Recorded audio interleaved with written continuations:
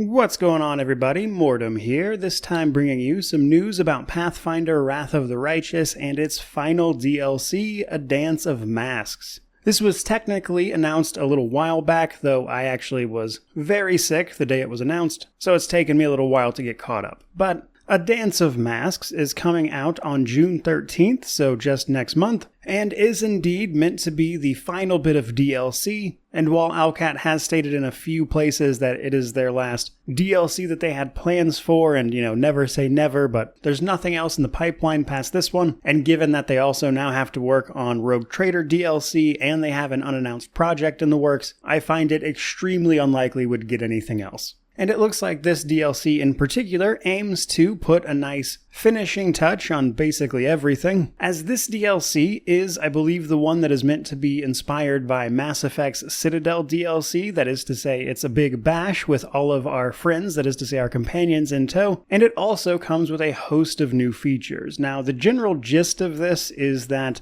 late in the game, you'll be called back to Canabris, where the game starts, basically to celebrate and take a day off before saving the world, which involves spending times with all of your companions, but of course there are villains trying to get in the way of that. Now, on the villain front, while it was not included in the original announcement, very recently they've made some posts directly about an entity known as Razmir, and Razmir is a very interesting figure in Pathfinder, who is sometimes referred to as the living god, but the catch is he isn't actually a god at all. He's just a very, very powerful wizard claiming to be a god, and he has a lot of connections to an actual deity called Sivana, who just so happens to be the goddess of illusion magic and tricksters, secret keepers, etc. So the connection there is pretty obvious, but Razmir has over the years used his magical abilities to present himself as a deity, even pretend to give his clerics and faithful actual domains, etc., but this is all spoof. The guy is not a god at all, but he is nonetheless a very powerful figure. And it would seem that he is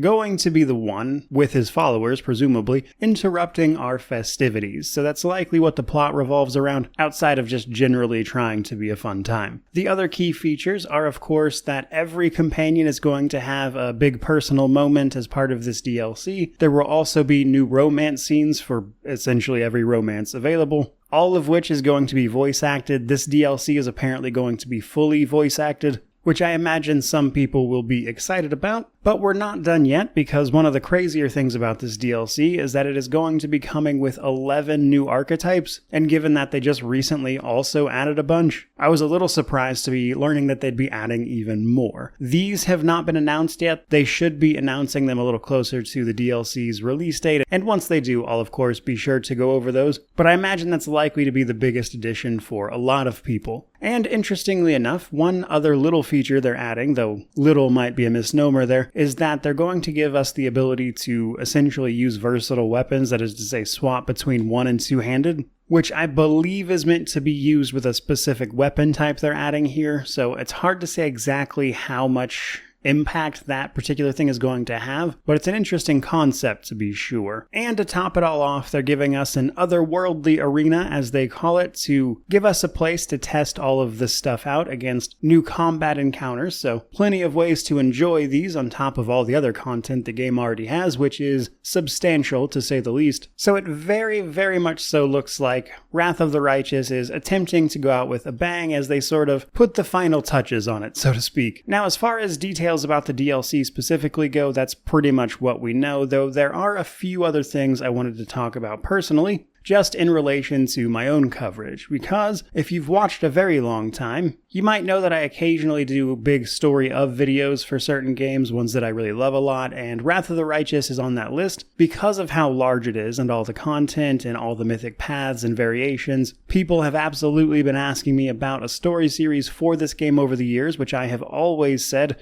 I'm waiting for all the DLC to drop, so I can actually do it thoroughly and properly. Once this DLC actually drops, it looks like it'll finally be time to start work on that, and I think doing a final playthrough just as, again, sort of put it to bed for myself as well, as easily one of my most played games ever. I think realistically the only games I've played more are Skyrim and I think WoW, and I might even deign to stream some of it as a sort of a final goodbye to such an amazing game. So needless to say, I'm very excited about this DLC, of course, for the content available in it as well, but also for all the upcoming content I'm going to have surrounding it, in particular about both the new archetypes, finally getting to work on the story series for this hopefully this summer, kind of depends on what the release schedule out there looks like, and hopefully I can find a way to share that with the community as well, as Wrath of the Righteous has been such a tremendous boon to this channel and just me personally because I loved it so much. But for today, that's pretty much all I got for you. Now,